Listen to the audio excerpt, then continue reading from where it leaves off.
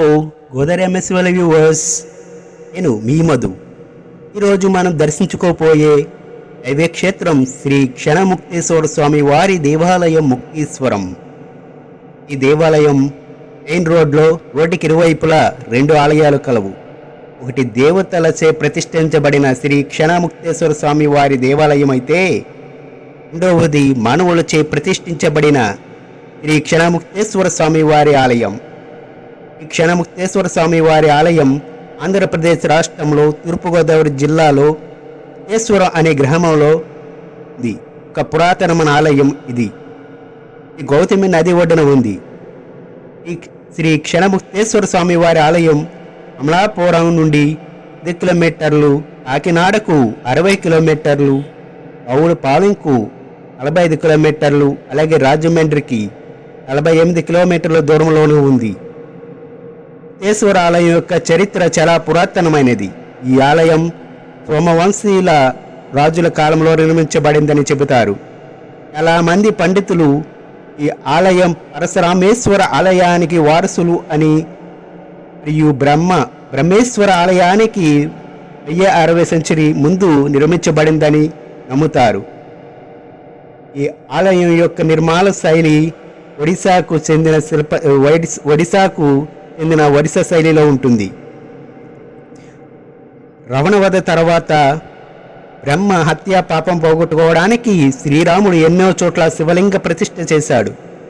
ఒకసారి ముక్తేశ్వరం మీదుగా పుష్పవిమానంలో వెళ్తుండగా ఈ గ్రామానికి రాగానే విమానం ఆగిపోయింది. ఇక్కడే దిగి నడుచుకుంటూ వెళితే ఇక్కడ పెద్ద పుట్ట కనిపించింది. దానిలో ఒక దివ్య జ్యోతిర్లింగం మిరుముట్లు గొలిపే కాంతితో దర్శనమిచ్చింది. దానికి దగ్గరలో జయప్రదుడి భార్య శ్రమని అనే తపస్వి ధ్యానంలో కనిపించింది. శ్రీరాముడు ఆమెను సమీపించగానే ఆమె కళ్ళు తెరిచి చూడగానే పురుషోత్తముడైన శ్రీరాము దర్శనం చేత నాకు శాప విమోచనమైందని తెలిపింది. తలోని జ్యోతిర్లింగం వద్ద శ్రీరాముడు పంచాక్షరి జపించాడు. వెంటనే పరమేశ్వరుడు దాని నుండి ప్రత్యక్షమయ్యాడు. శ్రమని శివదర్శనంతో జ్యోతిర్లింగంలో అమైక్యమైంది. శ్రీరాముడు కోరికపై శివుడు ఇక్కడ జ్యోతిర్లింగంగా వెలిశాడు.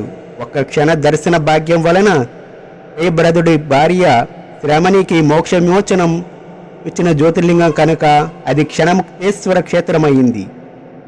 ఈ రాముడు ఈ లింగ ప్రతిష్ఠ చేసి బ్రహ్మహత్య పాతకం నుండి ముక్తుడయ్యాడు. ఒక ఈ ఆలయం త్రేతాయుగానికి చెందినదిగా చెప్పబడుతుంది. సప్త ఋషులు ఇక్కడికొచ్చి స్వామివారిని అర్చించారు. ఇక్కడ క్షేత్రపాలకుడు కేశవ స్వామి. శ్రవణ ఆశ్వయుజ కార్తీక మాసాలలో శివరాత్రికి విశేష పూజలు, అభిషేకాలు, ఉత్సవాలు జరుగుతాయి. పూర్వట జయభద్రుడు ఋషి గారు ఉండేవారట. ఆయన భార్య ఉండేదట.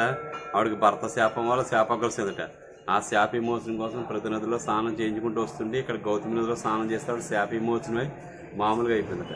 అప్పుడు నడమ్మ ఇంటికంటే సంసారం పిల్లలు వద్దని చెప్పి పూర్వం ఇక్కడ అరణ్యం అట.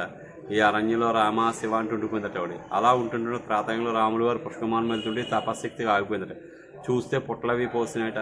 రామాశివ శబ్దం తప్ప ఏం కనపడక అప్పుడు లక్ష్మణ స్వామి వారు బాణం వేస్తే పక్కనే ముక్తిగుణం జల పొంగొస్తాడు. ఆ నీటితో పుట్ల విద్దరితో శరీరం అంతా ధరించిపోయి ఒక అస్థిబంధులు ఉంటే రామశబ్దం చేస్తుంది. అప్పుడు ఎవరు ఏమిటంటే వృత్తాంతం అంతా చెప్పుకొస్తున్నాడు. శాపం ఎందుకు వస్తుంది ఇవన్నీ కూడా.